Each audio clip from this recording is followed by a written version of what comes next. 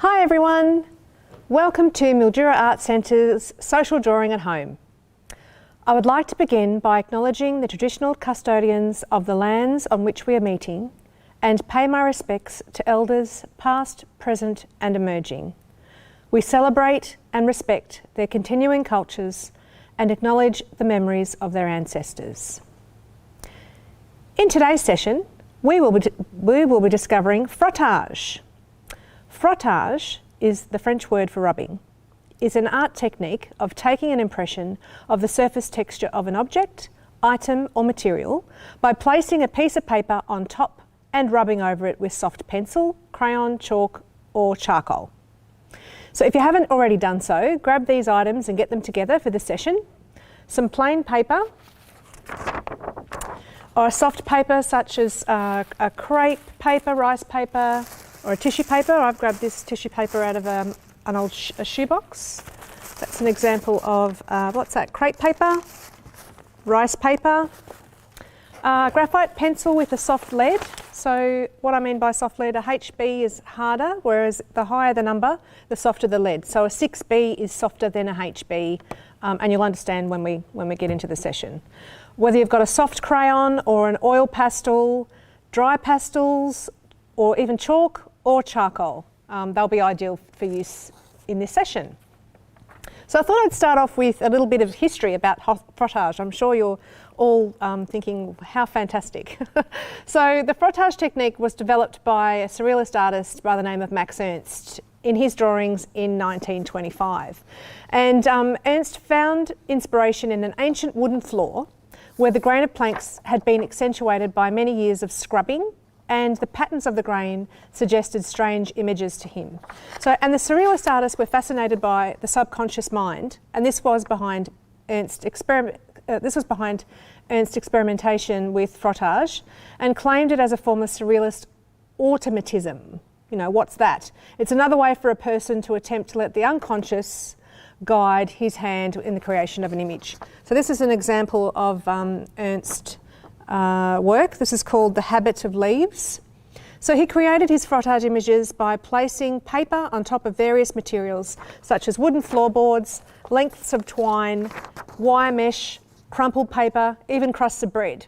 And then he rubbed the surface with a pencil or crayon, and he elaborated or embellished, added more to those, the textures, and often transformed them into images of strange and fantastic landscapes, objects or creatures, which was a signature of the surrealists. So this work is called The Sea and Rain. So I'm not sure whether you can see that. So that's got a few different textures. And this work is called The Pampas. So you can really see the texture of the wooden floorboards here, and then he's picked out a section there. So we are going to start making some frottages with objects. Okay, so if you've got whatever you've got in front of you, I've got a few different things that I'm going to show you, and I'm going to show you an example that I prepared earlier, as they say. So speaking of Ernst's fascination with floorboards, there are the floorboards in my office. I then rubbed over them with a graphite pencil, just a HB. I might lay them down and you might be able to see them better that way. So I'll just take those out of the frame. And then I even I had some paper hand towel, and I tried that as well. And you can see the texture of that. I also had a go with some rice paper. So Japanese rice paper you can find at an art shop, or there are many of the $2 shops also have different textures, different types of paper that you can pick up. Perhaps you may even be able to find them at maybe an Asian supermarket. They have some stationery that you'd be able to check out as well. So that's the rice paper, which has lots of the blemishes of the floorboards, and even just a piece of ordinary cartridge paper has really picked up some of the pits in the floor and the boards as well. While I was experimenting, I also decided to try some floor tiles. Why not? So then this is just a picture of the floor tiles. and I'll get rid of that now. An example of the floor tiles using rice paper, which kind of looks a little bit like almost like a beehive or honeycomb effect, which is interesting. Ordinary, and again, just ordinary cartridge paper that you can find, and I've got some normal, just some ordinary copy paper that you can use as well that we'll have a go at. So they're just some examples that I prepared earlier for you all. So I'll just move them out of the way, and let's have an experiment with what I've got in front of me. So what do I have? I found these, I think, at a $2 shop. It's just a grip, a piece of rubber that's used for non-grip. So I've got a piece of rice paper here, which is really lovely to touch. And I have, this is called a Progresso stick. What it is, it's a solid piece of graphite. You can get these at art stores, and I think also some of the $2 shops have similar things as well. And you can also get charcoal from a lot of the $2 shops, Kmart, and all of those places. You don't have to buy, go out and buy anything fancy, or like I said earlier, even chalk. You might have chalk laying around, or just a normal HB pencil will do. So I'm just going to try with this. This is actually a HB Progresso graphite stick. So I'm going to see what happens with this. It might be successful, it might not. So you might, hopefully the camera can pick up the texture, which will, once I take the piece of paper away, you may be able to see that a little bit better. So that's the texture there. And what you can do is create, create a few different textures. Okay, so we've got that one. I'm going to add, I have some paper doilies at home, because who hasn't? Again, I think I picked these up from Kmart or a $2 shop. You can get them in a packet of 30 or something in different sizes. So I've got that as well. I'm just going to have try that with the rice paper, and then I'm going to try some other type of paper, just so you can get an idea of what it looks like. So let's see whether this works. I'll try and get my fingers out of the way so you can see. And you'll notice that I'm using the Progresso stick on the side. It's just easier to do it that way, because the point might tear the paper. If your paper's really soft, it might actually tear it, which is what I had happen with the crepe paper I was using yesterday. So you can probably see what that's doing there, and I'll take my big finger out of the way and take that out of the way, and you can possibly see that impression. So I'll just pop it on a white piece of paper so you can see better. So there's a bit of a pattern there, and then what you can do is go back in and put in a bit of extra detail, make darken some areas and lighten some areas. You can use an eraser.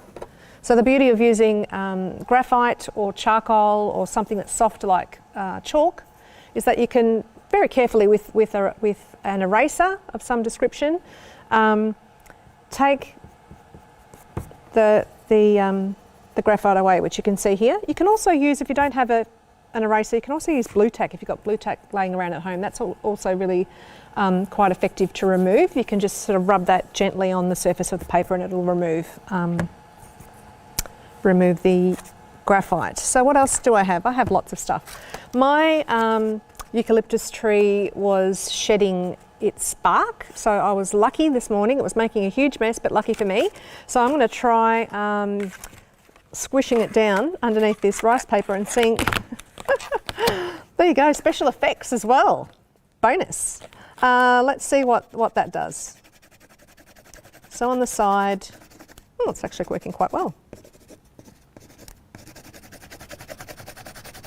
Get a bit of an impression of the pattern. So what we're doing is really revealing the pattern of the object underneath by rubbing the graphite. I've just moved to the pencil because the bark is quite hard. So that's just a bit of an experiment. And you might be able to see that the rice paper, because it's so soft, is pulling away a little bit. It's pilling or pulling away. I'm going to switch to just some normal copy paper. Actually, I've got that in front of me, haven't I? And I'm going to use some stencils. that I had. So you can use the stencils on the top of the paper to spell out some things, or you can, I'm going to try popping the stencil underneath the paper and seeing what happens. I'm going to go back to my stick. Just doing it in reverse and seeing what happens. It's not going to be as defined as if you would be using, as if you would use the stencil in the regular way, but you can probably see how that's coming through. And you can, if you want to, you can spell out something with that as well. Okay, so the stencil, we've tried that. I have a little teeny tiny fry pan. Why, you may ask? I'm not planning on cooking, that's for sure. I don't have a hot plate, but what I found, I had a look underneath and I thought this surface looked really interesting. So I'm going to turn that upside down and see what happens when I rub that texture. Again, sound effects, bonus. So you can see this now coming through. And you might want to, after if you've created a few of these frottages, you might choose to cut them up and create a collage for them. Or think about how they might be incorporated. I think this looks a bit like an eye, the iris of the eye. So, there's nothing stopping you from taking the object away and then adding an eyelid. I have seen this before. I actually think Ernst did this. I think the surrealists discovered this. I can't lay claim to this discovery. So, you can kind of create a drawing out of the frottage. What else do I have? I actually have a sponge, just a normal kitchen sponge. It's a bit grotty. I've been using it in my studio. I think it's got glitter on it and gold paint and all sorts of stuff. So I'm going to try that out with, I'll see what it's like just on the normal A4 copy paper.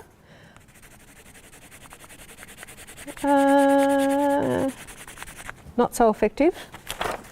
Maybe try it with the tissue paper I found in the shoebox. See whether we get a texture from that. And it might not be effective, but I think it's always important to experiment in our, oops, that experiment revealed that that paper is probably too soft. In our arts laboratory, this is important to experiment and find out what materials do. And this would probably work better. This is actually quite a soft sponge. Like, had it not been used, it probably would have been a bit more, still had the size in it, which would have kept it a bit more rigid. I also have this, it's a cup holder really. It's got lots of little mesh holes. I've possibly used it in other sessions. I'm going to try and see what that does. This time I'm using crepe paper.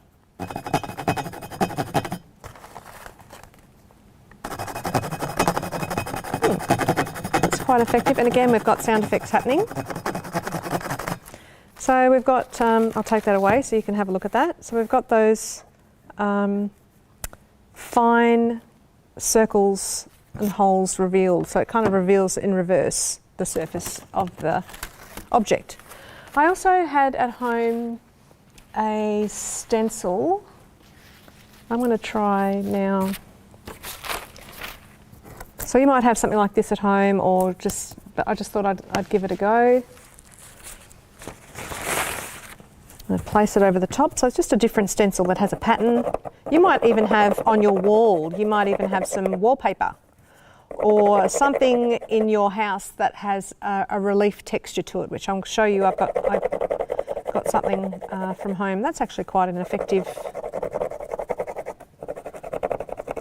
in reverse. So you can use the stencil, as I said before, with the lettering stencil as a positive, and this way we're revealing the negative of this by placing the paper over the top and frotaging. I also mentioned I have this object that I have taken off from my house. It's a candelabra, and there's wax on it. I'm going to see what happens. It's quite decorative, so I'm just going to reveal a texture. So there's lots of possibilities here for creating. So you can use individual objects to create your frottage. If you have objects that are slightly flat, I have this, it's a colograph plate that I created a while back. I'm just going to try that just as an experiment and place some rice paper over the top. It's a piece of lace that's been laid down onto a placemat, a wooden placemat, that I think I've got from Spotlight or from Bunnings, and that's been glued down. The surface is still, it hasn't been sized, hasn't had any glue put down on it, so it's a mesh texture with the lace over the top. So I'm just going to try a little section here, and this might not be successful, or it might. Yes, it's being successful, that's great. So this is another way, another option of creating an image. You can just go ahead and experiment and create and seeing what different objects in your homes, outside as well. You can collect items from outside. I've got a piece of bark that I got out of the garden, which looks like it would be an interesting texture. And if you have things that are kind of flat, you can lay them all down together and make a pattern, which I'll show you in a moment. I also have a piece of lavender. I'm not sure how successful this will be, but my paper will smell nice. I might go back to this one. Yeah. Get a little bit of an impression. And this would probably work really well if you had chalk or dry pastel or a piece of charcoal, because it's softer and the side of it would be thicker. So there's a bit of an impression there that you can see. What haven't I done? Oh, that smells really nice too. Okay, so I've created a random assemblage of, not a random assembly, a random experimentations of frottage. So now what I'm going to do, I've got some double-sided tape that I have, and I'm going to stick down some objects, and this is another thing that you can do to create. You can create a planned composition, for want of a better word. I had to think for a little bit then. My brain wasn't quite in gear. And then create a frottage from what you've created. So I've got this little hobby horse. I'm just trying to think, where did I get this from? Possibly, could be from a $2 shop actually. And I'm having trouble removing the backing of my double-sided tape. So that's just going to stay down there like that. You can also use things like blue tack and things for sticking things down. They don't have to be permanent, or you can have glue. In fact, you can use textures like sticky tape. You know, sometimes when you're using sticky tape and it gets all crumpled and you can't use it to stick down what it is that you want. That's a really interesting texture to try and do that. And I'm not having very much luck here. So I'm just going to lay them down and we're going to pretend that they're stuck. I'm going to go back to that little piece of, that little doily that I had, and what else am I going to put down that's relatively flat? I found a leaf outside. I also found a little bonbon from last year's Christmas bonbons, just a little random piece of metal. You can create something that's a narrative or realistic, or you can just do a random abstract. I have a bobby pin because that fell out of my hair earlier. I'm going to try and use that as well, lay that down. I also have a comb, a tail comb that you can add in. So you might not want to do that all at once, but I'm just showing you what you can do as an example, laying things down. I also have some patty pans. That's a really good kind of, you know, textured thing. You know, you might want to crunch them all up and use it like that. I also had, I found some bubble wrap, And the bubble wrap has packaging tape on it, so that could be an interesting texture. I'm just going to cut that little piece and add that to this composition, and I'm going to, let's see what happens. We can have a couple of goes and see what we create here. So I'm going to lay, I've got the rice paper laying down because that's a piece of paper that I have that's big enough. And let's have a little adventure with things that aren't stuck down properly and the Progresso stick or the pencil. I might actually switch to a pencil just so that you can see that you can actually do it with a pencil. You just have to remember to lay it sort of on its side, like I said earlier. And if you use charcoal or coloured pencil, then you will get a darker impression. So even a coloured pencil you could use. I've got a coloured pencil here, and I'm just going to try that purple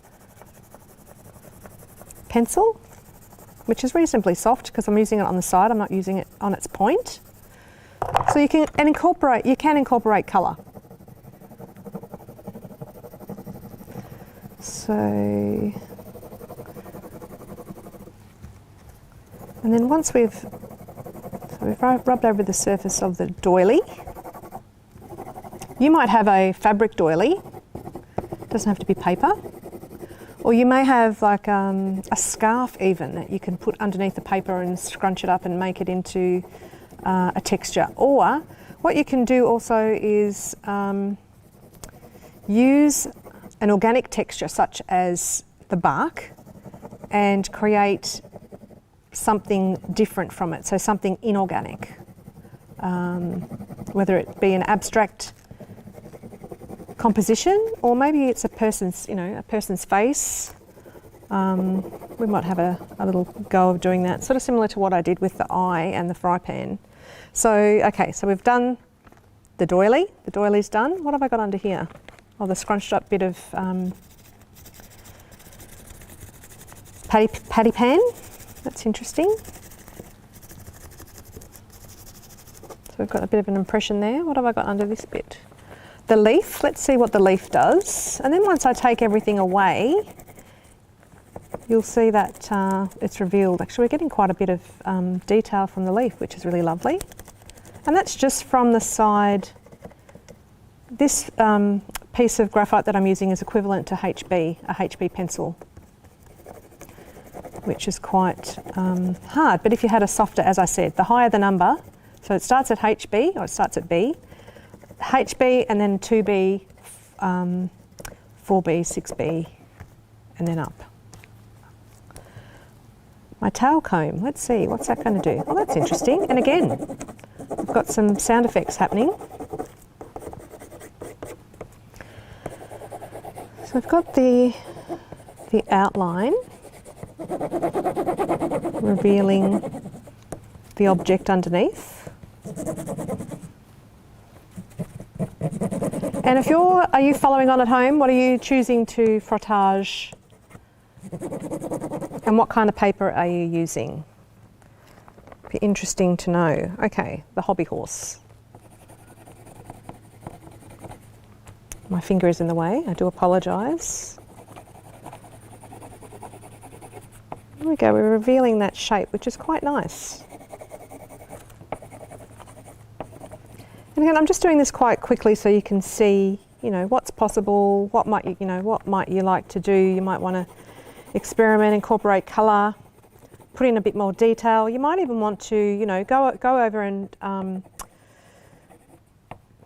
go over the shape of the hobby horse, and then maybe even put the doily or a piece of lace or something else, or a scrunched up bit of sticky tape, gaffer tape underneath to add a bit of texture. So it doesn't have to be one thing only. You can go over and over to reveal the image underneath. So I might try that in a minute. What else have I got under here? The favour from the bonbon. That's interesting. That looks like an arrow. My bobby pin. This has got some interesting squiggly lines. And if I hold it down, because remember I didn't stick it down because my double-sided tape was being uncooperative. Hold that in place, and the bubble wrap. This may not be so successful because it's a soft surface, but because the paper is relatively soft, we're able to get the impressions underneath. So this is, remember I said that the tape might be really interesting to squish up the tape and put that down. Well, this is really, it's picking up the texture of the packaging tape underneath quite well. So I'm going to take this out of the frame and show you what has been created. So the doily, the paper doily here, as I said before, if you can probably pick up that little tiny bit of purple in there. I'm just going to go back in and add a bit more detail in there. You might want to, and we've got the leaf, which I'm just going to go around the edges and just make it a little bit more prominent. Or you might want to rub some of the areas away. The horse, just because I'm just going to put some little patterns on the horse, which may or may not work that well. Didn't work that great, but that's why we're experimenting. And just put in some more details there on the other objects. And as I said earlier, you might, with your experiments, you might want to cut them out, add colour to them, add watercolour, incorporate collage, add text, incorporate all of the different elements that we have been playing around with and experimenting with all of these weeks that we've been doing social drawing at home. So there's no reason why it has to be just one method of creating and drawing. So really having fun and experimenting. I know I keep going on about experimenting, but really it's the only way that you will discover what is possible by just letting go, having a go, and not worrying whether something is good. Because if if artists everywhere had only, kind of worried about what was good, we wouldn't have been able to discover that. How would Max Ernst have discovered that his floor could be so interesting by putting a piece of paper over the top and rubbing over it? I should add that the images that I showed of the Max Ernst were from the Museum of Modern Art in New York, where they have a collection of his works. So from discovery, you create things. So I'm going back to the fry pan, to my eye, and just adding in some more detail in there. So as I said, the images of the Ernst works were from the Museum of Modern Art, and I have referenced some content from the Tate in London as well as the Museum of Modern Art. So I'm just going to go back in. We're probably nearly out of time. And my eye.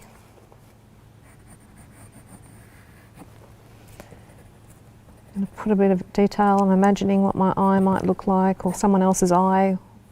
Maybe your eye has a bit of, maybe you're tired. Put some bloodshot veins in there. So we're almost out of time, but I'd just like to thank you for joining in today's session. If you have been following along, please post your work in the video once our live session is over, or inbox us via Messenger, or just send us a message. We'd love to see what you've been creating, or just comment. Let us know what you thought. That'd be fantastic. And if you would like to know what's on at Mildura Art Centre, we're open to the public every day. So come in and visit the galleries, Rio Vista Historic House and the Vista Cafe. And to keep up to date with what's happening at MAC, visit our website, www.milduraartcentre.com.au, and sign up to our e-news, and you'll be kept up to date with what's happening. And you can also follow us on Facebook, Instagram, Twitter and YouTube. And until next time, season's greetings. If you're having a break over the New Year period, we hope it's restful. Stay safe, stay healthy and stay creative. Thanks everyone.